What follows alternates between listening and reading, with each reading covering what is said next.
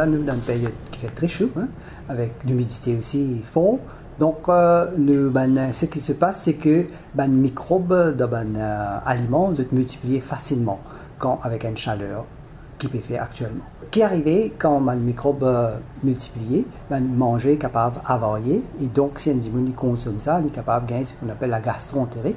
La gastroentérite est caractérisée par une fièvre, une douleur abdominale, diarrhée, nausée, parfois un vomissement.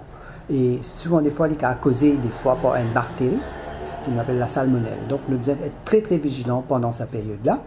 Tout le monde ne peut pas réagir de la même façon. L'intensité maladie là, il varie selon germe et fragilité de la personne. Par exemple, un bébé, jeunes enfants, une personne âgée, une madame enceinte ou une personne immunodéprimée, ça veut dire qu'ils ont le système immunité baissé par une maladie, ils sont capables d'avoir plus de problèmes avec sa consommation, avec intoxication alimentaire. Donc, parce que le problème qui nous gagne dedans, quand nous gagnons gastroentérite, nous perdons de l'eau et des sels minéraux, donc nous déshydrater. Ces personnes-là se déshydrater plus facilement. Donc, ça qu'il besoin de faire, besoin d'être très vigilant avec ce qu'il nous peut consommer. Donc, aliments à risque, il y a la viande, il y a la volaille, produits de mer, œufs, le lait, que les microbes trouvent une condition de croissance idéale. Donc, l'hygiène est essentielle et nous devons veiller à la propreté des mains et la propreté de la vaisselle. Donc, nous devons laver la main avec de l'eau, avec du savon, avant de toucher un aliment, avant de faire la cuisine, avant de manger. Et nous devons laver tout et désinfecter toute une surface matérielle en contact avec un aliment. Et aussi, nous remarquons qu'il y a un insecte, un rongeur, nous devons tenir à l'écart de aliment. Quand nous pouvons consommer de manger, nous devons consommer bien cuit, d'accord? Là, pour une période que nous pouvons éviter, pour une grillade, tout ça, nous devons faire sûr que la chair est bien cuite. Donc aussi, quand nous préparons nos aliments, nous devons séparer la viande, la volaille, les produits marins, avec autres aliments. Nous pas utiliser même planche à découper, hein, ça veut dire qu'on appelle chopping boards pour les aliments. Hein, donc chacun se planche à découper. Et nous conservons un aliment dans un récipient bien fermé pour éviter tout contact avec un aliment cru.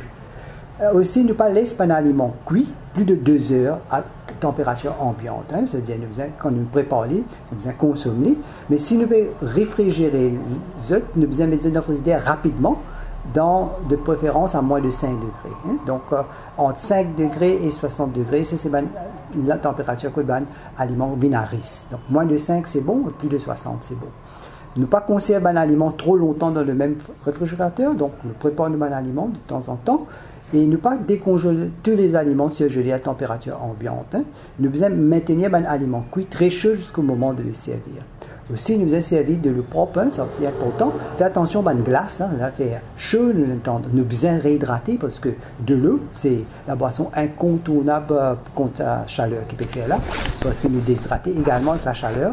Donc, nous devons consommer de l'eau. Et quand nous pouvons prendre de l'eau, nous devons faire sûr qu'il est de bonne qualité. Et une personne âgée ne peut pas trop gagner sa sensation soif là. Donc, nous devons boire de l'eau, même si nous pas gagner trop soif, sinon nous pouvons déshydrater.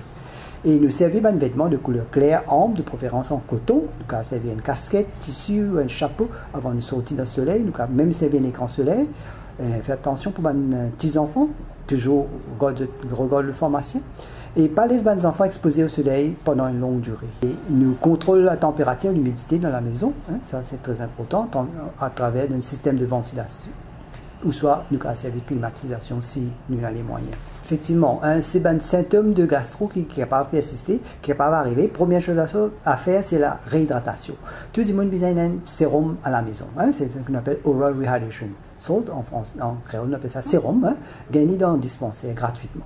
Donc, nous réhydratons, nous pouvons boire, les petits enfants, à petite cuillère, les grands immunes, nous préparer dans les deux, nous boire toujours, nous réhydrater. Il est très important de nous regarder un médecin parce que chaque immune est différent d'autres personnes et la déshydratation qui cause problème. Donc là, nous voyons un médecin. Autre chose, qui est important, c'est qu'il nous besoin de dire que nous avons la sauce manger là aussi, repas là. Là, nous avons un inspecteur sanitaire qui peut sillonner à travailler très dur là pendant ce moment, puis guetter un petit peu la condition que ban repas là peut préparer. Donc là nous informe ici au ministère, comme ça nous allons prendre une action qui est capable d'empêcher notre personne gagner ce problème là. Nous avons 13 bureaux sanitaires à Maurice, donc je peux sillonner le pays, je peux dans toute bonne place que peut vendre des produits, je peux guetter les conditions, la sécurité des aliments très important pour nous, pour faire sûr que le public en général, même je peux regarder une place que peut préparer un fast food, tout ça, pour regarder si les conditions là bon.